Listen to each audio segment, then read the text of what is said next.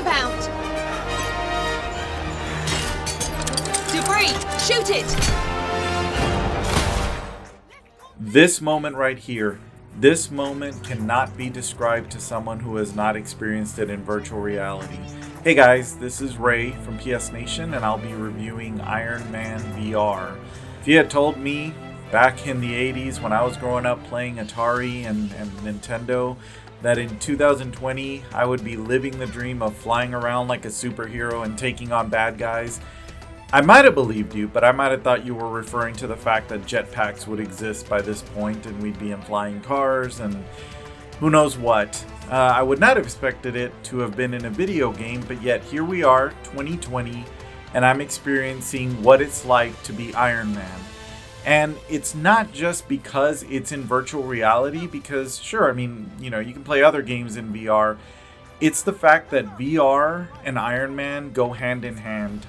I played the Spider-Man VR experience. I've even played the Batman Arkham VR experience that came out when the PSVR headset came out. And yeah, those were really good. Well, Spider-Man wasn't that great. The thing about the Iron Man game and the way it works with the Move controllers is, come on, let's face it, guys. The Move controllers are dated. It's a miracle that they're still around. But, for certain things they work. But as an owner of a PC headset, we need joysticks for these controllers. But here's the thing, with Iron Man, none of that matters, because Tony Stark doesn't fly with joysticks. He flies with boosters from his feet and from his hands. And for that, the Move controllers are absolutely perfect. So if you've played the game, the demo, there's a free demo on the PlayStation Store, so you can try this before you buy it. You'll notice that it does take a little while to get used to flying, but it's still pretty damn intuitive. And once you give it some time, there's even a practice mode in the demo where you can fly around to your heart's content, fly and shoot some stuff and kind of learn the ropes. If you figured it out in the demo, you're going to have a great time with this game, because once you figure it out, you're only going to get better at it. And the gameplay is phenomenal when you're fighting and shooting things at the same time, using one hand to boost while the other hand is shooting, using both hands to boost, then letting yourself free fall while you're targeting some enemies with your rockets from your wrist. So Iron Man VR is an open world game, but take that with a little asterisk in that when you arrive in a location, you can explore in an open world sort of sandbox, but these areas are not an entire city like Spider-Man or Horizon Zero Dawn. They're small environments. I hate to say the word arena because this is not an arena game. This is very much a story-driven game. But think of them as small open arenas where you can fly around and explore and kind of use the environment to your advantage. I don't want to use the word open world incorrectly and get anyone's hopes up. So yeah, from your home hub, your base, you can choose the different areas that you want to explore by grabbing this virtual globe and rotating it and picking your destination. Once you arrive there, you can do whatever you want. It's here that I found one of my minor issues with the game, and that's load times. The load times can be pretty bad here, and the thing is, we know that with the PS5, load times may all but disappear, but we're still living in the world of load times. I get that. I'm not really docking so much from it because of the load times. The problem is that when you're under a VR headset, load times can be excruciating because you can't check your phone, you can't read an email, you can't even, just stare at something in your room while you wait. Fortunately, the guys at Camouflage did something to alleviate that. You get your load screen where you can kind of flip through some tips, you can kind of look at the mission statement. So they tried to do something to alleviate it. Thing is, once you get into the action, you kind of forget about that. So it's not like it happens in the middle of the action.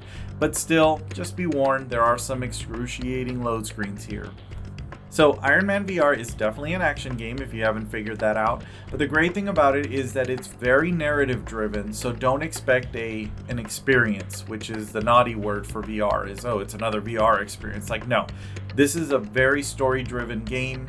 Tony has, decided to finally stop selling weapons, chill out with Pepper, but things don't always go as planned. There's some moral decisions that have to be made. I won't go into too many details because it's obvious that the guys at Camouflage cared about the story, so I don't want to spoil it. But just know that There is a lot of character interaction. Why don't you bring me up to speed here, doll? Hey! I'm not a touch screen. There are some levels where all you're doing is exploring an environment and talking to people. I shook hands with Nick Fury. Get to it. But the meat of this game is definitely the action. And where this game is its strongest is the VR action, superhero combat badassness of shooting enemies in one direction while you're flying in another, locking onto enemies, ground pounding, punching them, dogs and cats living together, mass hysteria.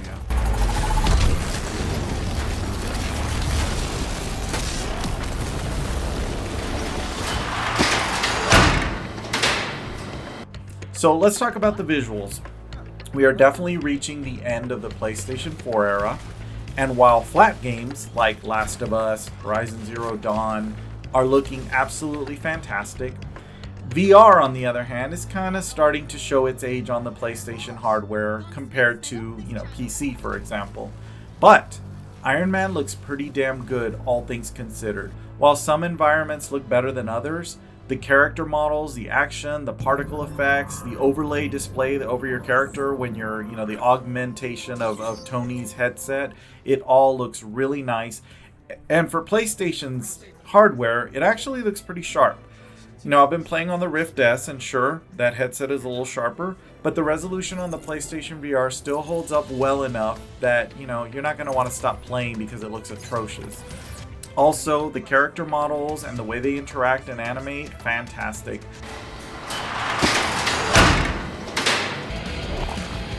Morning, sir. Morning, Friday. Any update on our enemy's whereabouts? On the audio side, it's clear Camouflage did not skimp on audio. We've got some talented voice actors lending their pipes to this game, and the score is epic, one that you'd expect from a Marvel game. Definitely a lot going on in the sound department, especially during those furious combat moments.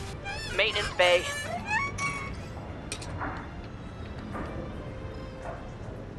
Can I get a number 5? No tomato? Don't know who you are, but the call box is not a toy. Really, sir?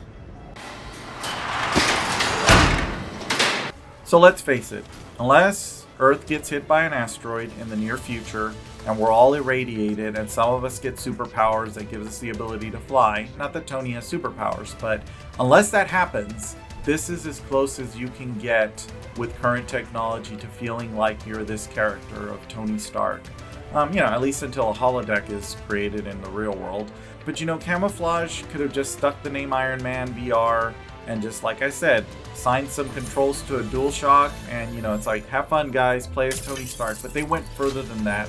You can tell that this game was developed from the ground up with virtual reality in mind, and it's clear that the developer wanted to put you in the shoes of Iron Man, almost literally. I think they absolutely succeeded.